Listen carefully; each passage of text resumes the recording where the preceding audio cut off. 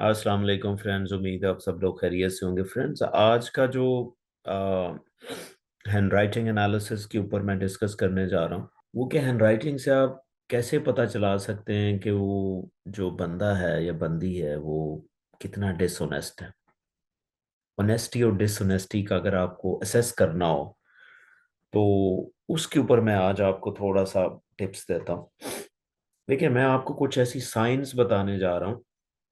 उनमें से अगर उनके राइटिंग सैंपल में उसमें कुछ 6-7 साइंस हों तो उसको एक ट्रेंड दिया जा सकता है कि उसके अंदर डिसऑनेस्टी है उसी परसेंटेज में। अगर किसी के हैंडराइटिंग सैंपल में कुछ 7-8 उस तरह की साइंस हैं तो 70-80% उसमें डिसऑनेस्टी का ट्रेंड है। तो उनमें मैं कुछ इंपॉर्टेंट चीजें बता देता हूँ, क्योंकि वो बेसिकली होता क्या है। अगर आप मेरी पिछली वीडियोस देखें, जो पहले वीडियो है कि हैंडराइटिंग कैसे इंपॉर्टेंट है किसी की पर्सनैलिटी को असेस करने में, उसमें ये होता है कि जो आप हाथ से लिख रहे होते हैं बेसिकली आपके दिमाग का कनेक्शन आपके हाथ में होता है। तो जो आपके दिमाग में चल रहा होता है, आप जो मर्जी लिख रहे हो, लेकिन आप जिस स्टाइल से लिख रहे हैं वो बेसिकली खास बिहेवियर को इंडिकेट करता है।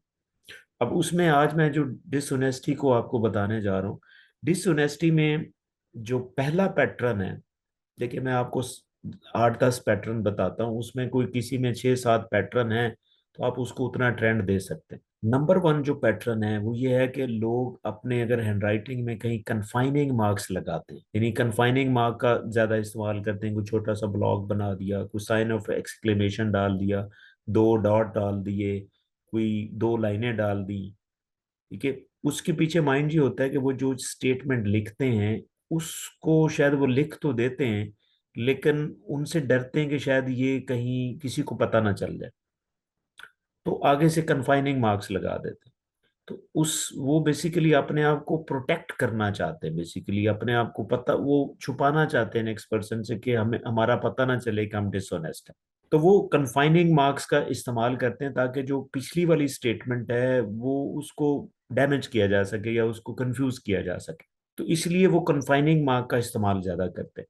फिर जो यूजुअली जो डिसऑनेस्ट लोग होते हैं वो अपनी हैंडराइटिंग में कुछ राइटिंग पैटर्न एक ऐसा होता है, दूसरे नंबर पे जो मैं पैटर्न बता रहा हूँ, वो बहुत से लफ्जों में ना हुक्स बनाने की कोशिश करते हैं। जिस तरह कोई भी लेटर, जैसा एच है, एल है, उनके एंड पे यानी कि या स्टार्ट होगा या एंड जो होगा वो हुक हुक से स्टार्ट करते हैं। तो ऐसे लोगों की नेचर होती है, मटेरियलिस्टिक नेचर होती है, वो चीजों को ग्रैब करना चाहते हैं किसी भी कास्ट पे। इसका मतलब उनके अंदर कुछ डिसऑनेस्टी होती है तो वो एथिक्स को कॉम्प्रोमाइज करेंगे, मटेरियलिस्टिक उनकी सोच हो जाएगी।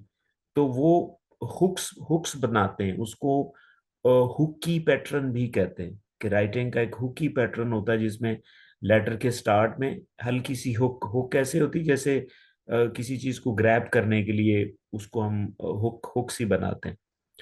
तो वो पैटर्न जो है वो भी डिसऑनेस्टी की एक इंडिकेशन है। फिर एक तीसरा पैटर्न है जिसमें जो वो लोग कुछ ना लेटर को स्किप कर देते हैं, यानी कि पूरा लेटर लिखा है, उसमें से एक लेटर जो है वो ऐसे इतना कंफ्यूज है, पता नहीं चल रहा है कि वो लेटर है क्या। तो एक लेटर का बीच में वर्ड में एक लेटर का पता नहीं होगा तो वो पूरा वर्ड ही कंफ्यूज हो जाता है। बेसिकली जो डिसऑनेस्ट पर्सन होता है वो स्ट्रेस में होता है, उस स्ट्रेस की वजह से उससे चीजें स्किप हो रही होती। तो वो स्किपिंग जो लेटर्स है ना वो इंडिकेट डिसऑनेस्टी को करते हैं। फिर आप कुछ चीजें ना मिसप्लेस कर देते हैं, यानी कि जिस तरह आपने टी लिखा है, टी का बाहर नहीं लगाया, वो टी भी लग रहा है, एल भी लग रहा है, लाइक वो बेसिकली उसका सबकॉन्शियस माइंड उस इंसान को बचाना चाहता है कि बस ये कंफ्यूजन में हो जाए, अगले बंदे को जैसे समझ आए वैसे कर ले। तो बेसिकली सबकॉन्शियस माइंड उस बंदे को प्रोटेक्ट करने की कोशिश करता है।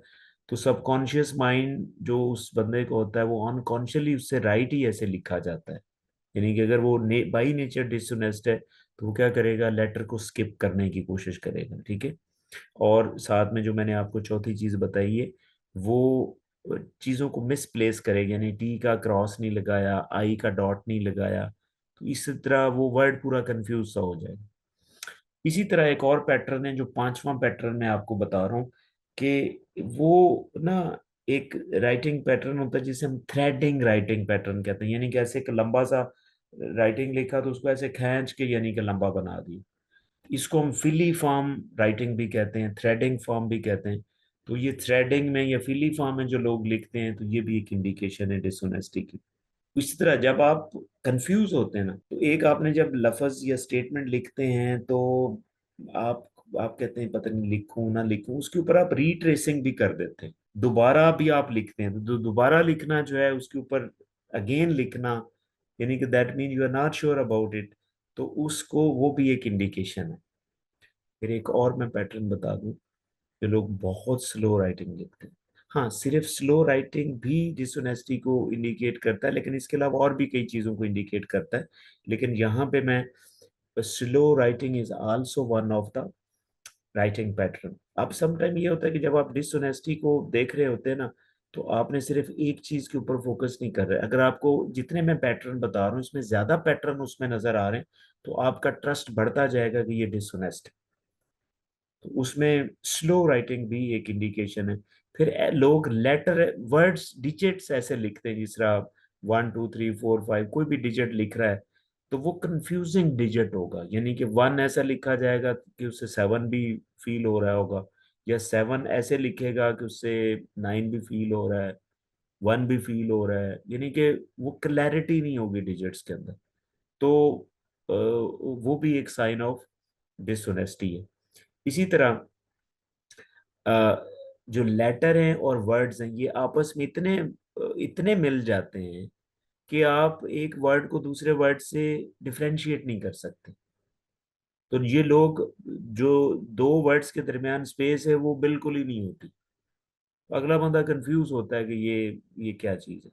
तो बेसिकली बंदा जब स्ट्रेस में होता है, जब बंदा डिसऑनेस्ट, हमेशा लोग स्ट्रेस में होते हैं, फ्रस्ट्रेशन में होते हैं, उनसे वही चीज राइटिंग में भी लिखी जाती है। तो इसी तरह उनके लेटर और वर्ड्स आपस में मिक्स होते हैं। और समटाइम ये होता है कि एक और नेक्स्ट पैटर्न है कि वो कैपिटल वहां पे नहीं लगाते जहां पे लगाने होते, या वहां पे लगा देते हैं जहां पे नहीं लगाने होते। तो ये वाइस वर्सा, ये दोनों करते हैं। तो यूज ऑफ कैपिटल इनका अप्रोप्रिएट नहीं होता। और एक और आखिरी बात मैं आपको बताता चलूं कि ये एक ही राइटिंग सैंपल में बहुत सी मिस्टेक्स करते हैं, एक ही राइटिंग में बहुत सी मिस्टेक्स आपको नजर आएंगी। हाँ, ये आपने बेस लाइन देख लेनी है समटाइम, क्या वो जो राइटिंग कर रहा है उसकी इंग्लिश ठीक है। हाँ, अगर इंग्लिश भी ठीक है तो फिर भी बहुत सारी मिस्टेक कर रहा है, तो इसका मतलब है नहीं कि काट के लिखा फिर काट के लिखा, इसका मतलब उसको कहीं डर है। दैट मीन्स कि समटाइम जो है वो ये डिसऑनेस्टी जो है वो जारी होती है। तो ये कुछ मैंने आपको पैटर्न बताए। हाँ, एक और पैटर्न होता है कि अगर कहीं कोई सिग्नेचर कर देता है उसी सैंपल के नीचे, कहीं सिग्नेचर है, अगर सिग्नेचर बहुत ज्यादा छोटा है, तो ये भी एक इंडिकेशन हो सकती है, वन ऑफ द इंडिकेशन। लेकिन किसी एक चीज के ऊपर आप फोकस किए बगैर, ये आपने पूरा एक पैटर्न के ऊपर फोकस करेंगे ना, तो फिर आपको, आप इसको प्रॉपर असेस कर पाएंगे। एक आध चीज, जितनी भी मैंने चीजें बताई, एक आध चीज आप को नजर आती, सिर्फ एक या दो आती, तो फिर आपका जो डिसऑनेस्टी का जो ट्रेंड है वो कम हो जाता है। यूजली इतना तो वैसे ही बंदा डिसऑनेस्ट होता है, लाइक 10% 5%, एवरी पर्सन है, ठीक है, ह्यूमन बीइंग है, थोड़ा बहुत तो चीजें छुपाना करना ये ह्यूमन नेचर है। लेकिन एक ग्रॉस लेवल पे जो डिसऑनेस्टी होती है, उनमें अगर आपको मैंने ये 5 7 जो चीजें बताई हैं, ये पैटर्न अगर हैं, तो आपका जो ट्रेंड है डिसऑनेस्टी का वो बढ़ता जाता है।